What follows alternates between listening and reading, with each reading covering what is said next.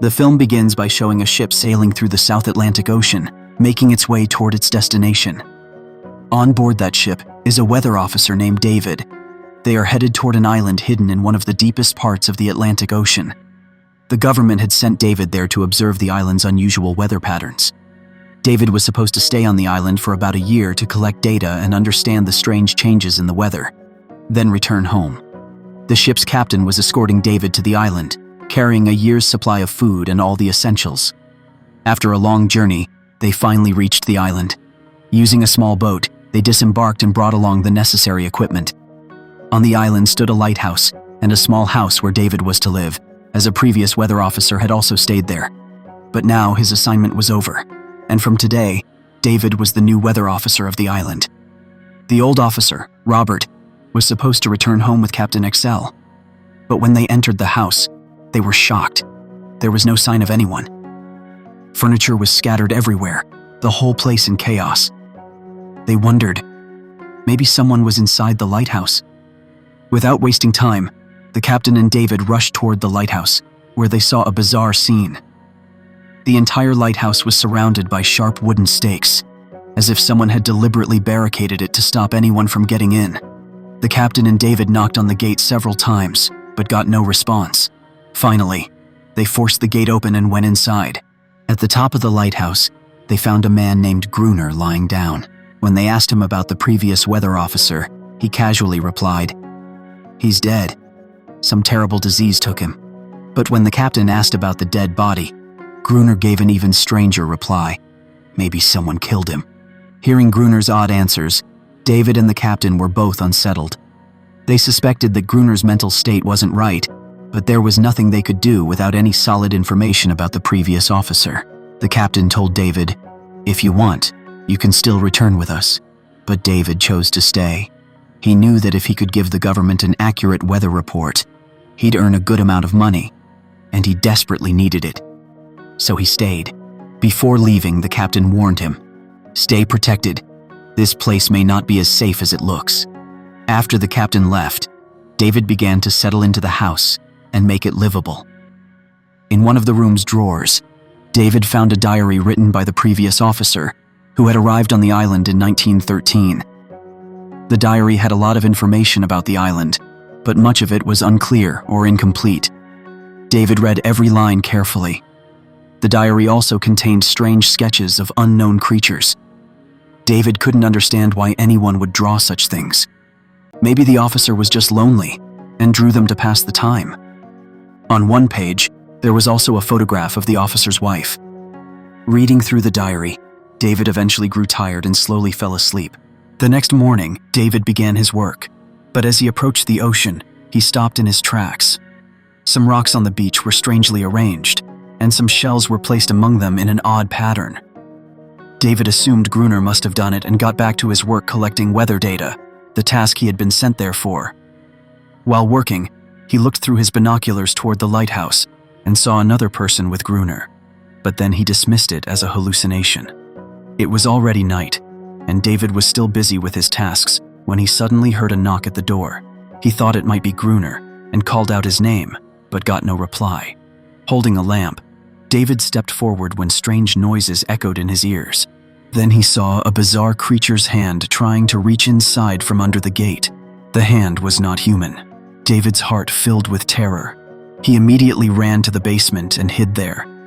Within moments, the mysterious creature had entered the house. It began to roam around, searching for David. From a small crack in the basement, David saw the creature's terrifying eyes staring right at him. He picked up a knife, and as soon as the eyes appeared near the crack, he stabbed it with all his strength. The creature screamed and ran away, but it could return any time. David locked the basement gate tightly, tied it with rope, and spent the entire night in fear, hiding there.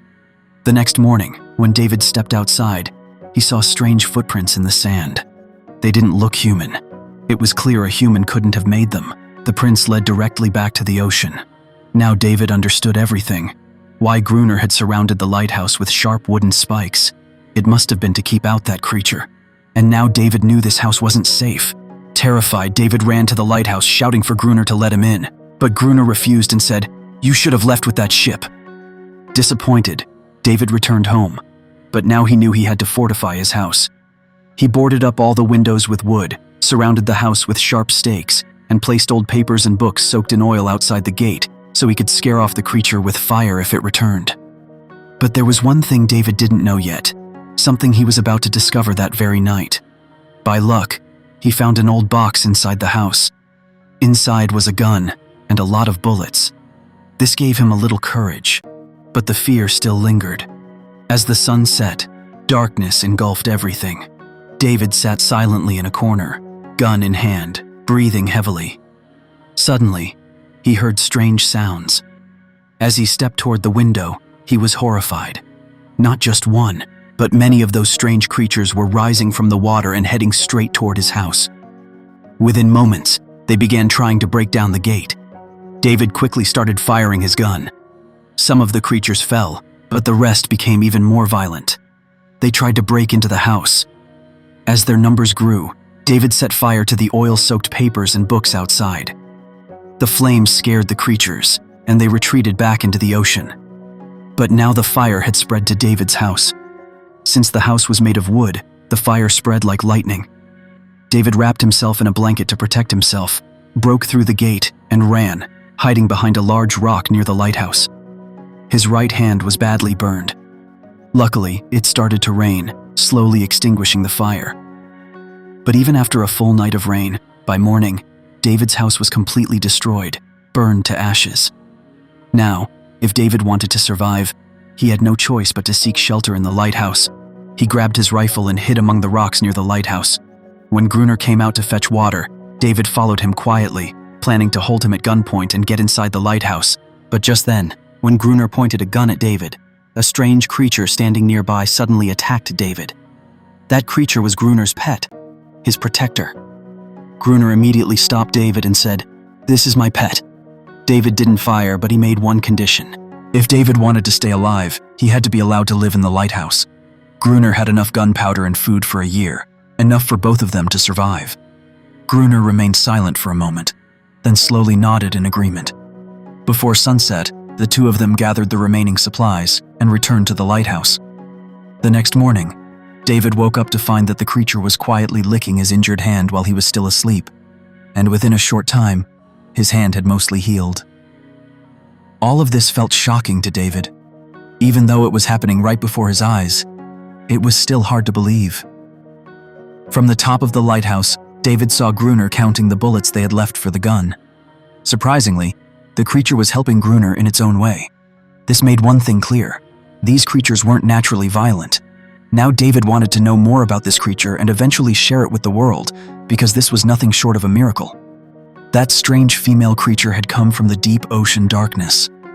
If the truth about her came out, David and Gruner would become famous all over the world. But Gruner didn't want that. He had no desire to leave the island. He had no family, no one of his own. According to him, no one in society can truly live alone. Everyone becomes a slave or servant to someone. That's why this island was perfect for him. Here he considered himself a king, free to live by his own rules. That's why he had written Gruner's skin on various parts of the island, as if he owned the land. As for how that strange female creature became his pet, once, Gruner had saved her life. She had gotten caught in his fishing net. At that time, the creature was still young. From that day forward, she began living with Gruner, obeying his every command. But Gruner was a violent man. He never treated the creature with any humanity. He had regular physical relations with her, and once, when she tried to fight back, Gruner punished her. A punishment so cruel that after that, the creature began to see herself as his servant. Perhaps that's why, every night, the other sea creatures would come from the ocean to take her back. But they couldn't attack during daylight. Anyway, David no longer wanted to stay on the island. He planned to signal the next passing ship and leave the place, but that was easier said than done. Gruner told him, "No ship ever comes to this island." But David didn't believe him. He was starting to feel suffocated, desperate to leave. As evening approached, Gruner told David to get the gun ready because the creatures could attack any time. They prepared to turn on the lighthouse light, but within moments, a massive number of creatures emerged from the ocean and started heading toward them. Gruner kept firing at them, but David was completely terrified. He began retreating inside the lighthouse, and even though Gruner kept shouting at him to fight, David just sat frozen in a corner, paralyzed with fear, until he finally fainted. Gruner fought the creatures alone all night. The next morning, Gruner woke David angrily and said, "If you want to stay in the lighthouse, you'll have to obey me. Fetch water daily, clean the lighthouse, big and small tasks, and do night guard duty with me." Whether David wanted to or not, he had no choice. To survive, he had to stay in the lighthouse. So David agreed to do all of Gruner's tasks. But there was one thing he could never accept: Gruner's daily physical torture of the female creature. But then again, David thought, anyone who had been isolated for years on a lonely island would naturally become mentally disturbed. Maybe Gruner had lost his mind. Still, David had to obey him, and his fear was gone.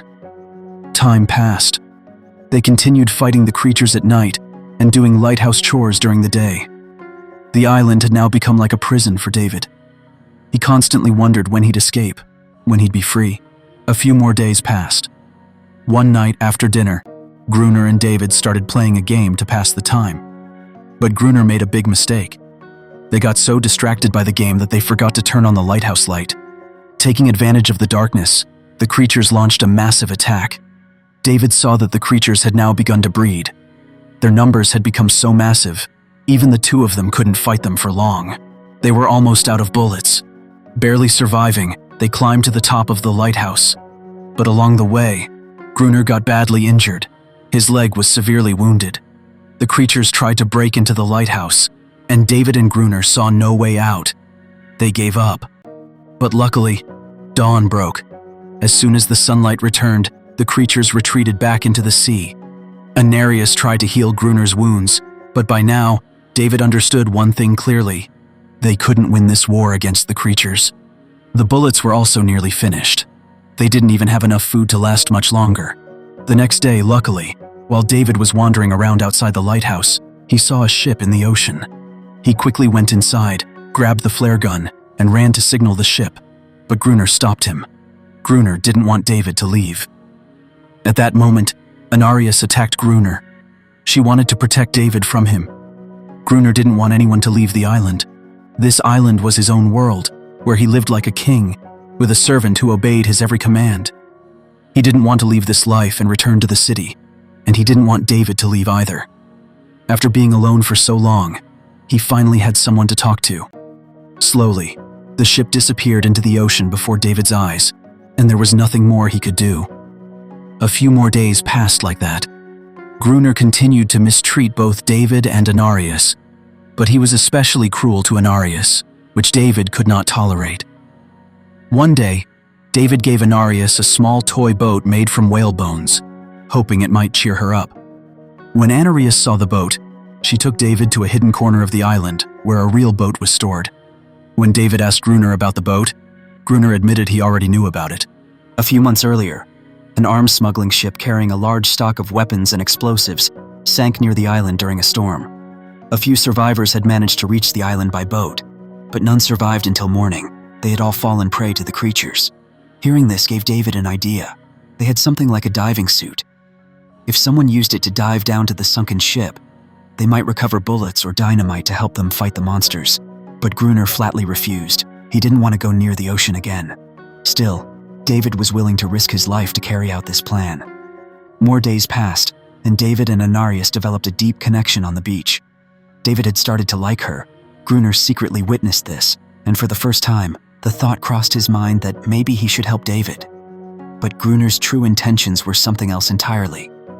He wanted David to recover the dynamite from under the ocean and bring it back to the surface.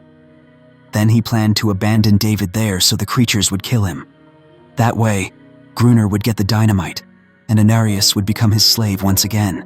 Both of them reached the dive site. David wore the diving suit and descended into the ocean. The ship was completely destroyed, but luckily they found some boxes of dynamite. Just then, some creatures appeared, and David panicked and fell. The iron diving suit was so heavy, he couldn't even move. He couldn't send a signal back to Gruner either. Gruner assumed the creatures had killed David, but in reality, there were only 2 small children among the creatures. David created pressure underwater and left the diving suit there, swimming back to the surface himself.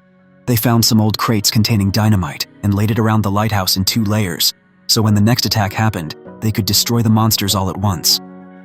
Months passed, and snow began to fall. Once again, the creatures disappeared. The attacks had stopped. Their main task now was to maintain the lighthouse and keep watch as usual. Gruner's patience had finally run out. He suspected that perhaps Anarius had told the monsters about the dynamite plan. That's why they weren't attacking anymore. Gruner went mad with rage and started beating Anarius, but David stopped him. In the end, the two came up with a new plan: to leave the main gate of the lighthouse open so that as soon as the creatures approached, they could be blown up with dynamite. Soon, the creatures began to emerge from the sea. They headed straight toward the main gate and attacked David as soon as they entered. David fought back bravely, clashing with the monsters. As the creatures reached the lighthouse, Gruner pulled the dynamite lever, but the blast didn't happen. David had disconnected the wire and forgotten to reconnect it. David immediately ran upstairs and started fixing the connection. Meanwhile, the creatures were climbing the lighthouse, and Gruner was trying to stop them all alone. As soon as the connection was fixed, David detonated the first layer. Many creatures were killed in the blast, but there were still a lot of them ready to attack the lighthouse. So Gruner detonated the second layer too. The massive explosions knocked both of them unconscious. The next morning, when they regained consciousness, Anarius was gone. The dead creatures were scattered all around. Gruner was killing any injured ones still alive. That's when David noticed a necklace hanging around the neck of one of the creatures. And in that moment, he realized his biggest mistake. The creatures they thought were violent were, in fact, civilized, just unable to speak. Maybe their attacks on the lighthouse had a reason. But Gruner didn't care. To him, he was the king of the island, and everyone had to follow his orders. After that day, the creatures never attacked the same way again. But every day, a weeping voice could be heard from the shoreline. David still didn't know the scale of the damage they had caused. How many families were broken, how many children had lost their loved ones, all because of a misunderstanding. The next day, David saw some of the creatures' young ones near the ocean, all those who had lost their families. David built a circular ring of stones on the beach and placed the small toy boat there, hoping Anarius might return. One morning, David saw Gruner lying unconscious, surrounded by old belongings. Among them was an old photograph. When David looked at it, he was shocked. The woman in the photo was the same one he had seen in Gruner's diary on the first day. She wasn't just anyone. She was Gruner's wife. Gruner had once been a weather officer assigned to this lighthouse. His real name was Robert. He had come to the island about a year ago and changed his name because he never wanted to leave the island again. The next evening, when David went to the shore, he noticed that the small boat placed inside the circle was gone. But in its place, he saw a small creature child holding the boat. David threw his torchlight into the circle, signaling that he meant no harm, that he didn't want to fight, that he wanted to be friends. Soon, Anarius emerged from the sea waves, followed by a group of creatures. But this time, none of them attacked David, because they too now wanted peace. Gruner came out of the lighthouse with a gun in hand. David tried to reason with him, told him the creatures didn't want to fight, they wanted peace. But Gruner didn't listen to anyone. He yelled at Anarius to go inside, but for the first time, she didn't obey him. Because she was no longer his servant. She was now a mother, standing up for her children. He started walking toward the lighthouse. David thought maybe Gruner had finally understood that every creature wants freedom, that no one wants to live as someone's slave. But Gruner wasn't a rational man. As soon as he reached the lighthouse, he fired a flare gun that struck one of the creature children, killing it instantly. All the other creatures fled in fear. Anarius lost all her trust in David in that moment. Overcome with fury, David ran toward the lighthouse and clashed with Gruner, yelling, "Why did you do this? They only wanted peace." But Gruner had become so violent and unstable, he decided to kill David. With an axe in hand, just as he was about to strike, David called out to him by his real name, Robert. Hearing that name, Gruner froze, because Robert, the real Robert, no longer existed. After coming to the island, his mental state had completely deteriorated. Loneliness, the loss of his wife, and deep depression had turned him into something else. He was never truly a killer. He was a good man once. The creatures had never wanted to fight. They only wanted peace. Gruner had killed them just to feel powerful. Now Gruner finally realized his mistake, so he surrendered himself to the creatures, and within moments, they killed him. David locked himself inside the lighthouse. Time passed, and a year later, a government officer arrived on the island with a new weather officer. David was taken away, and the new officer began monitoring the weather. But the officer assumed David was Gruner, and David never corrected him. He silently walked up to the balcony and stood there, saying nothing. Because now, just like Gruner, David didn't want to leave the island either. Meanwhile, the creatures lived happily with their families. They no longer feared someone like Gruner. Now they could live in freedom, both on the island and in the sea.